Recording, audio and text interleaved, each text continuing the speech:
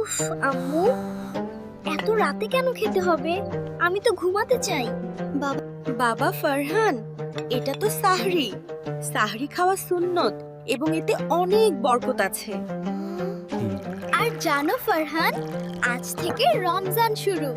রমজানে শয়তানকে বন্দি করে রাখা হয়। রোজা মানে আল্লাহর জন্য ধৈর্য ধরা।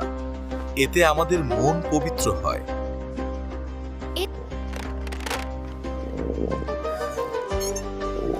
পেটের ভেতর তো মনে হচ্ছে ড্রাম বাজছে। আমি যদি এক চুমুক পানি খাই, কেউ তো দেখবে না, কিন্তু আল্লাহ তো দেখছেন ফারহান। জানো ফারহান, জান্নাতে রাইয়ান নামে একটা বিশেষ দরজা আছে। যারা ঠিকমতো রোজা রাখে, কিয়ামতের দিন শুধু তারাই ওই দরজা দিয়ে ঢুকবে। আমিও কি ওই দরজা দিয়ে ঢুকতে পারবো মা? অবশ্যই বাবা। নবীজি বলেছেন, রোজাদারের জন্য দুটি আনন্দ। একটি হলো ইফতারের সময়, আর অন্যটি হলো আল্লাহর সাথে দেখা করার সময়। আলহামদুলিল্লাহ, রোজা রাখা তো অনেক আনন্দের। মাশাআল্লাহ ফারহান, তুমি আজ ধৈর্য ধরতে শিখেছো। বাবা, আমি কালও রোজা রাখবো।